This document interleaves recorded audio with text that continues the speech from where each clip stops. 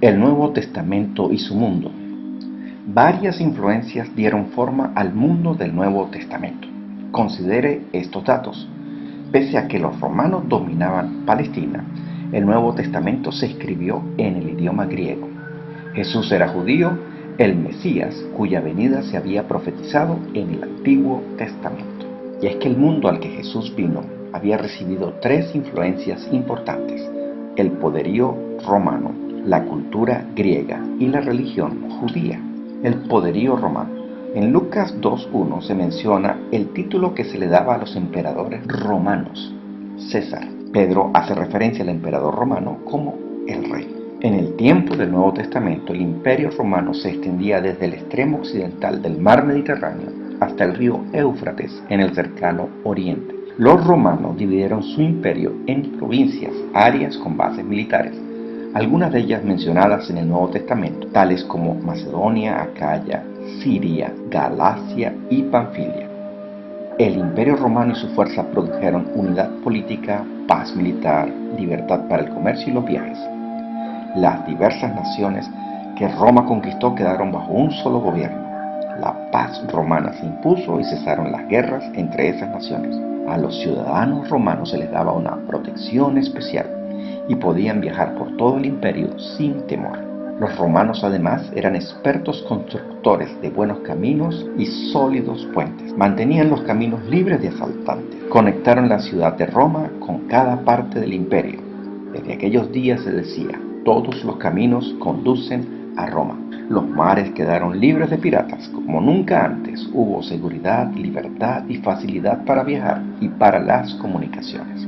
Aunque los romanos eran los gobernantes políticos del mundo, el idioma y pensamiento griego dominaba su cultura.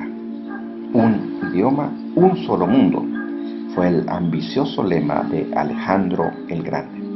Cuando realizó sus conquistas, tomó los pasos necesarios para unificar a todas las naciones bajo su control.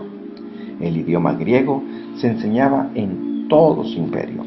La cultura griega, llamada helenista, se introdujo como modelo de pensamiento y de vida. El griego se convirtió en el idioma de los gobernantes y el idioma común de los esclavos. Las cartas, las poesías, las comunicaciones se escribían en griego. Todas las culturas fueron permeadas por la influencia helenista. El idioma griego constituyó un vehículo incomparable para expresar el mensaje cristiano. Debido al extenso uso del idioma, los apóstoles podían predicar en griego sin necesidad de intérpretes. Ese mismo uso tan difundido del idioma explica por qué todos los libros del Nuevo Testamento, escritos en su mayoría por judíos, fueron compuestos originalmente en griego. Cuando Cristo vino con el mensaje de Dios para el mundo entero, se hablaba un idioma universal en el que podía ser comunicado. Dios usó también al pueblo judío y a su religión con ese mismo propósito. Se reveló a sí mismo a los judíos y les dio profecías concernientes al Mesías que habría de venir. Esas revelaciones y profecías fueron escritas y compiladas en el Antiguo Testamento. Ocurrieron tres acontecimientos principales en el judaísmo durante el exilio y los años intertestamentarios. Estos fueron: el surgimiento de la sinagoga como forma de adoración. 10 varones judíos en cualquier lugar podrían formar una sinagoga para reunirse a estudiar las Escrituras. Segundo, la conversión de no judíos al judaísmo, llamados prosélitos. Tercero, la traducción del Antiguo Testamento al griego, llamada la Septuaginta. Judaísmo del Nuevo Testamento. Destacan 4 elementos que son el templo, las fiestas, el Sanedrín y los grupos. El templo. Durante el ministerio de Jesús había un templo magnífico en Jerusalén. Se llamaba el templo de Herodes porque lo había construido Herodes el Grande. Tanto el templo de Salomón como el segundo templo habían sido edificados exactamente donde estaba este templo. El templo de Salomón había sido destruido por los babilonios en el año 587 a.C. El segundo templo fue reconstruido por quienes volvieron del exilio a Jerusalén durante el tiempo de Esdras y Nehemías. Después fue destruido parcialmente y reconstruido por Herodes por el año 20 antes de Cristo. Las fiestas, aunque los judíos de la diáspora fueron esparcidos por todas partes, seguían considerando a Jerusalén como su capital. Cada año miles de ellos, incluso muchos prosélitos y temerosos de Dios, peregrinaban hacia Jerusalén para asistir a los grandes festivales religiosos. 2 de las 7 fiestas celebradas anualmente eran de particular importancia en los tiempos del Nuevo Testamento. Estas eran la Pascua y Pentecostés. La Pascua era la fiesta más importante. El Sanedrín o concilio gobernante. Bajo el gobierno romano en general, o a los judíos se les daba cierto grado de autoridad para gobernarse a ellos mismos en cuestiones políticas y religiosas. Esta autoridad residía en un concilio de 70 miembros llamado el Sanedrín. El sumo sacerdote encabezaba este concilio y sus miembros provenían en su mayoría del sacerdocio y de familias ricas. El Sanedrín incluía a unos cuantos fariseos quienes gozaban de popularidad entre la gente, pero los saduceos constituían el grupo predominante. Había 2 partidos principales o facciones dentro del judaísmo: los fariseos y los saduceos. Los fariseos se consideraban a ellos mismos como el verdadero Israel de Dios. El nombre fariseo significa separado. Seguían estrictamente la ley y las tradiciones de los ancianos. Aceptaban los escritos proféticos. Creían en la existencia de ángeles y espíritus y en la resurrección. Practicaban la oración y el ayuno ritual. Daban diezmos de todas sus posesiones. No trabajaban ni permitían que alguien trabajara en sábado o día de reposo. La gente sobre la cual ejercían influencia los respetaban como hombres santos. Los saduceos, por el contrario, aceptaban solo la ley como autoridad. Rechazaban las tradiciones de los ancianos, no aceptaban a los profetas, no creían en ángeles ni espíritus, ni en la resurrección de los muertos.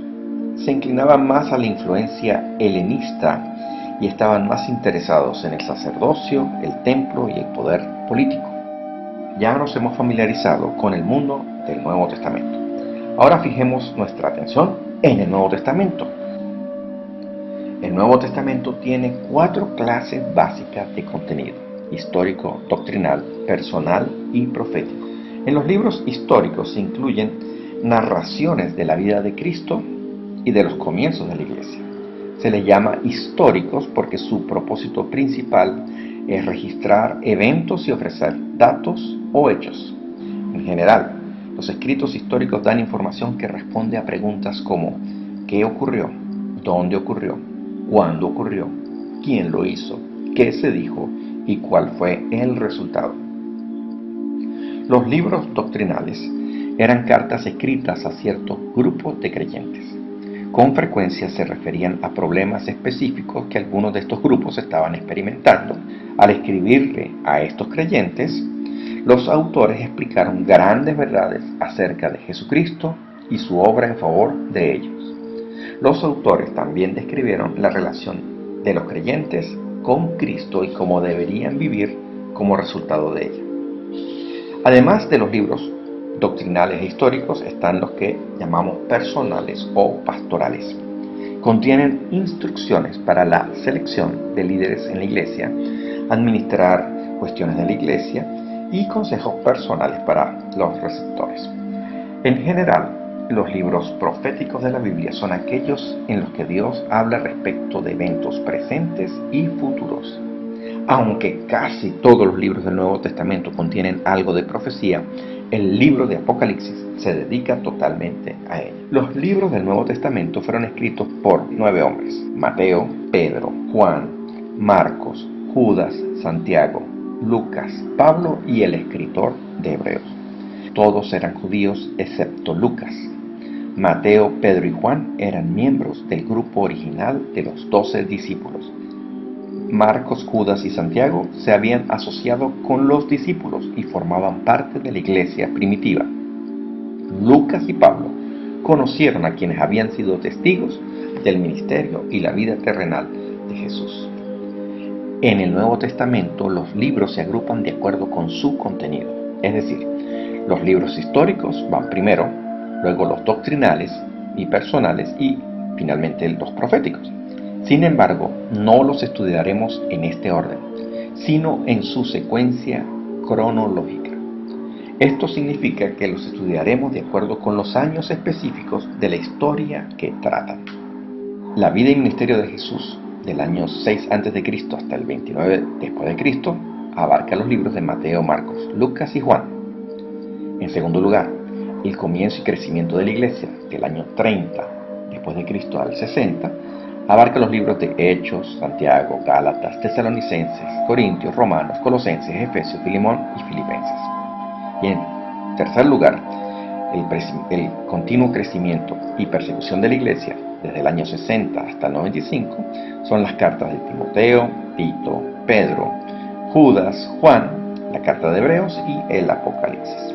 Este procedimiento nos ayudará a obtener conocimiento de los eventos que ocurrieron en su contexto histórico.